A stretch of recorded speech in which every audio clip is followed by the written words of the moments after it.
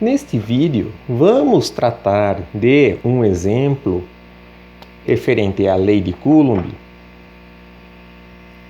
envolvendo pequenas oscilações. Consideraremos um sistema de 3 cargas pontuais com pequenas oscilações transversais. Vamos elaborar o problema. Eu vou supor 2 cargas positivas de módulo Q, que são mantidas fixas no espaço. Eu não vou me preocupar como que essas cargas foram colocadas lá, já parto da situação em que elas se encontram fixas com uma distância de separação D. Ou seja, vamos considerar nossas 2 cargas positivas. Este é o nosso cenário inicial. Evidentemente que, se as cargas não estivessem fixas, elas tenderiam a se afastar, porque cada uma exerce sobre a outra uma força de repulsão coulombiana diretamente proporcional ao produto das cargas, ou seja, a Q ao quadrado, e inversamente proporcional ao quadrado da distância de separação, que inicialmente é D. Em seguida, nós vamos colocar uma carga negativa também pontual de módulo Q, e aqui eu vou ter de considerar a massa dessa carga, que eu chamarei de M, e ela será colocada no meio da distância entre as cargas fixas. Ou seja, nós temos aqui nossas cargas pontuais, e aqui no meio eu vou colocar uma carga menos Q, e ela está no meio da distância entre essas cargas fixas, ou seja, daqui até aqui eu tenho D sobre 2 e daqui até aqui eu tenho D sobre 2. Em seguida, eu farei um pequeno deslocamento transversal ao sistema, ou seja, perpendicular a essa linha hipotética que liga as 2 cargas positivas, sendo ela depois liberada. Eu simplesmente tenho aqui, mais uma vez, o nosso sistema de 2 cargas pontuais positivas. Esta é a linha hipotética que separa essas 2 cargas, com uma distância total D de separação. Aqui no meio eu tinha a nossa carga pontual menos Q, e eu provoco um pequeno deslocamento transversal. Vou chamar esse deslocamento de X, fico então aqui com menos Q, e é importante destacar que esse deslocamento é pequeno. O que eu quero dizer com isso? Que o X é muito menor do que essa distância D de referência. E eu vou torná-lo menor ainda, fazendo com que ele seja menor do que D sobre 2. O que nós queremos neste caso? Simplesmente determinar o movimento subsequente de Q. Eu simplesmente puxei, ela estava aqui em repouso, então eu soltei. Ela experimentará uma força de atração eletrostática dada por essas 2 cargas positivas. Vamos partir para a análise do problema. Pelo princípio da superposição, eu posso calcular a força resultante sobre esta carga, determinando a força de atração coulombiana devido a este par, menos Q, e essa carga Q aqui à esquerda. Depois eu determino a força de atração coulombiana entre esta carga e esta outra carga Q à direita, e somo ambas vetorialmente. Vou representar aqui nosso sistema mais uma vez. Temos aqui um eixo perpendicular à linha de separação entre as 2 cargas positivas. Essa distância eu chamei de X, sendo que aqui nós temos D sobre 2 e aqui nós também temos D sobre 2. Como primeiro passo, eu vou fixar um sistema de coordenadas. Então, este será um eixo X, ao longo do qual a carga se movimentará, e este será um dado eixo Z, que é a direção em que as duas cargas positivas estão posicionadas. A força coulombiana depende do produto das cargas, ou seja, menos Q minúsculo vezes Q maiúsculo, em ambos os casos, e da distância de separação entre as cargas. Então precisamos definir a distância de separação. Vou completar aqui um triângulo. Essa distância, que eu chamarei de R, é a distância de separação entre as cargas e, evidentemente, ela pode sofrer variações conforme o x se modifica. A força eletrostática é central, atua ao longo da direção de separação entre as cargas. Então, a força entre essas duas cargas, aqui, atuará nessa direção e eu chamarei de Fe, força eletrostática. Eu vou refazer esta situação aqui, o problema é simétrico. Eu tenho também uma distância de separação R, a força eletrostática atua nessa direção e, neste caso, eu vou chamar de Fe', para distinguir de Fe porque ambos têm orientações distintas como vetores, embora Fe e Fe' tenham a mesma intensidade. Então agora precisamos determinar essa distância de separação R em termos dos parâmetros que foram dados pelo problema. A variável x, que é a posição da carga menos Q, e a distância de separação D. Para fazer isso, vamos utilizar a trigonometria. Eu tenho aqui o ângulo θ, que é o mesmo ângulo que eu tenho desse lado. O sistema é simétrico. Então, se eu traço uma reta que seja paralela a essa reta, onde as duas cargas positivas estão posicionadas, este ângulo também será θ, assim como este ângulo aqui. Analisando este triângulo,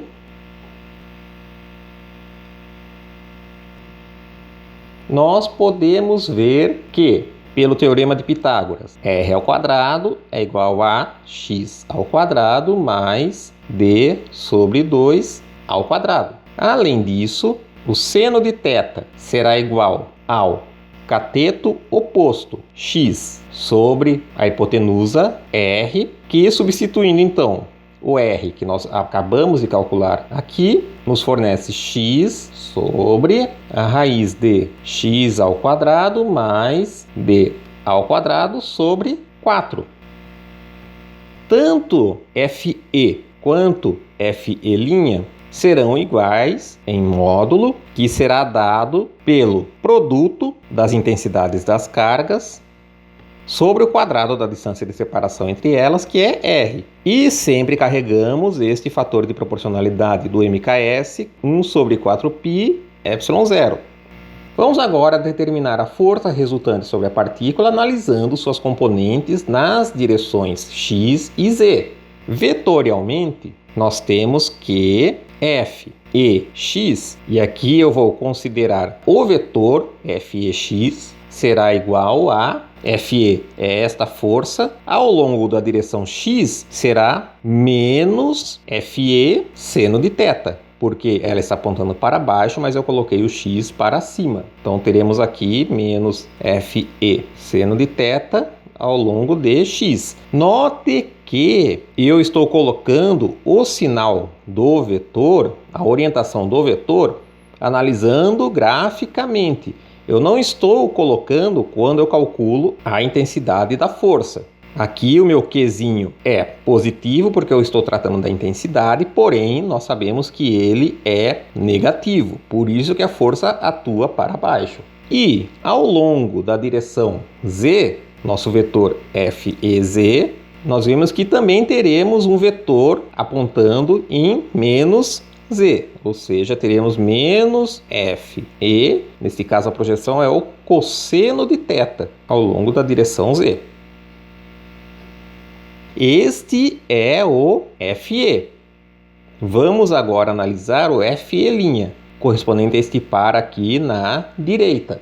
Nós temos que Fex' será dado novamente pela projeção ao longo do x, ou seja, Fe', que é igual a Fe, as intensidades são iguais, seno de θ, e mais uma vez está apontando para baixo, contrariamente à direção que fixamos para x, então será menos FE seno de θ x. Na direção z, mais uma vez, teremos FE' cosseno de θ e FE' igual a FE na direção z, só que agora ele está apontando na direção z positiva. Então, nós não temos mais o sinal negativo. Para obtermos as resultantes, nós vamos somar as forças em cada direção. Note que na direção x, FEx mais FEx' dará menos 2FE seno de θ x. Então, a força resultante em x será dada por menos 2FE seno de θ x. Por outro lado, na direção z, nós temos menos FE cosseno de θ mais FE cosseno de θ. Uma força atua nessa direção, a outra atua nessa. A resultante é nula. Se a resultante é nula em uma dada direção, a partícula permanecerá em repouso ao longo dessa direção. Logo, esta partícula executará um movimento ao longo da direção x, ou seja, ao longo da direção em que ela foi deslocada.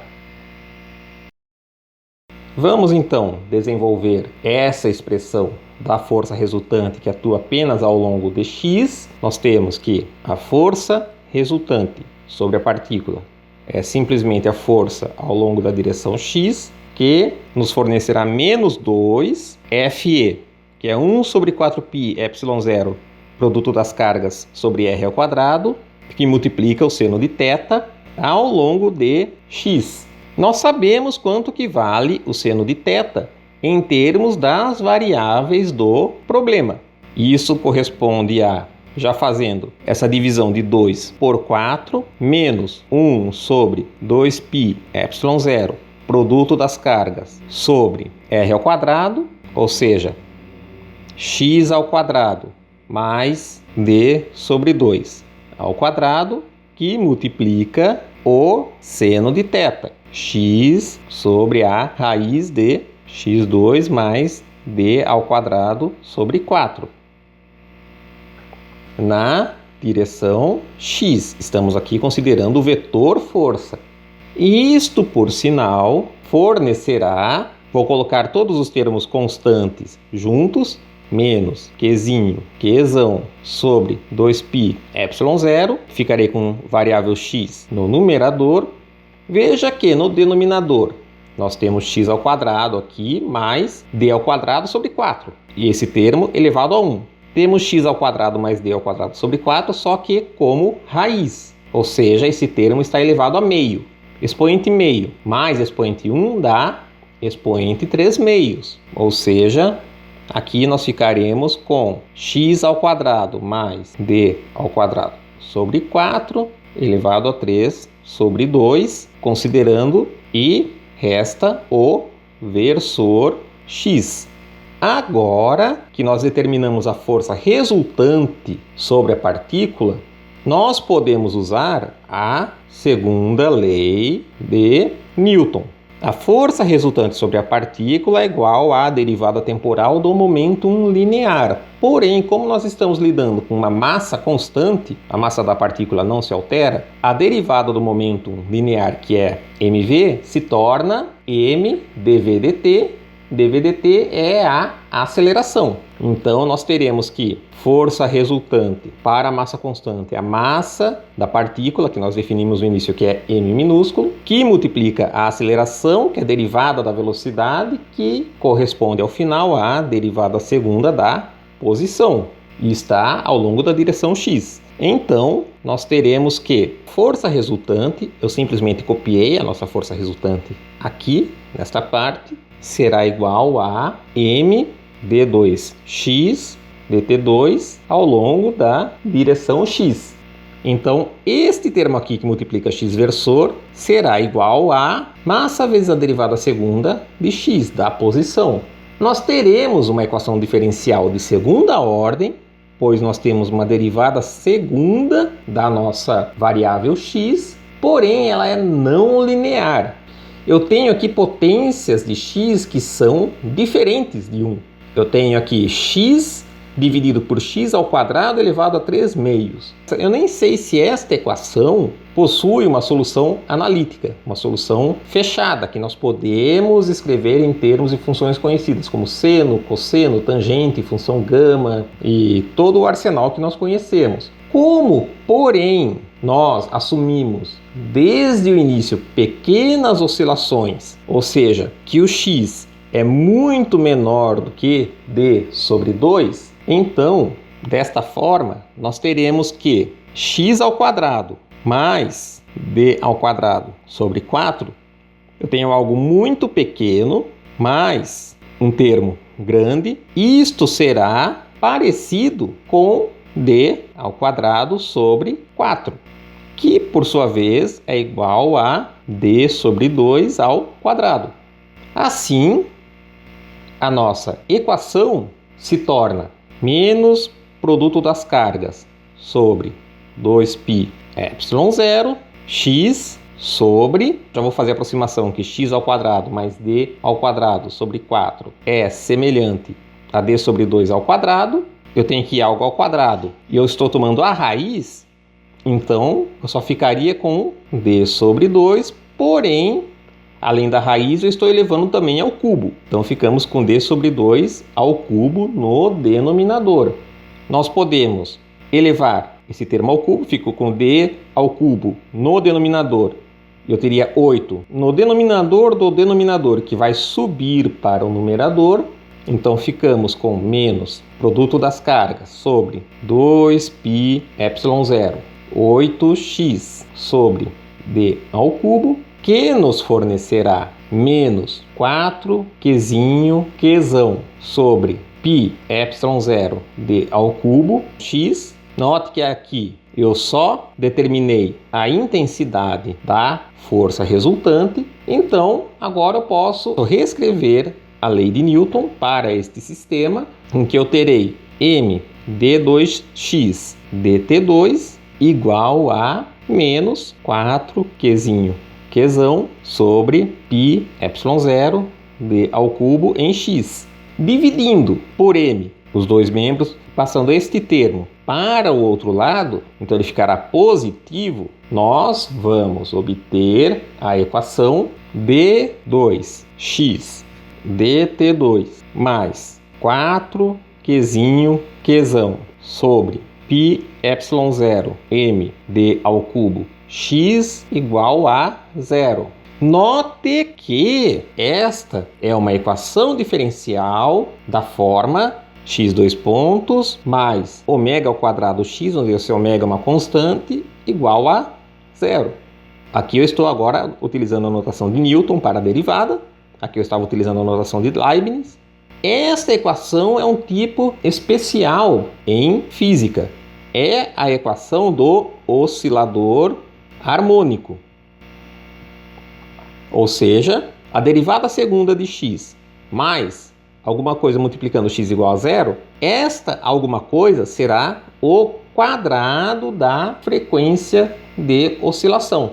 Então, nós determinamos o movimento do nosso sistema. Quando nós temos um sistema de duas cargas positivas separadas por uma dada distância, eu coloco uma carga negativa no meio e faço um pequeno deslocamento transversal, o movimento resultante será um movimento oscilatório simples com frequência ômega. Se eu igualar esse ômega ao quadrado a 4qzinho qzão sobre π epsilon zero md ao cubo, eu tomo a raiz quadrada para encontrar ômega. Então ficamos com 2 raiz de qzinho qzão sobre π epsilon zero m d ao cubo.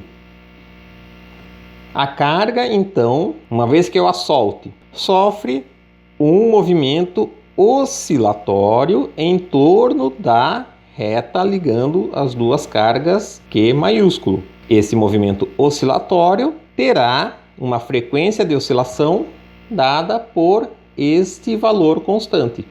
Nós podemos também fazer o cálculo semelhante para pequenas oscilações longitudinais, onde, uma vez que eu tenho a minha carga móvel aqui no centro, em lugar de movimentá-la ao longo de x, eu faço um pequeno deslocamento ao longo de z. É fácil mostrar, o cálculo é semelhante, que ela executará pequenas oscilações em torno desta posição inicial.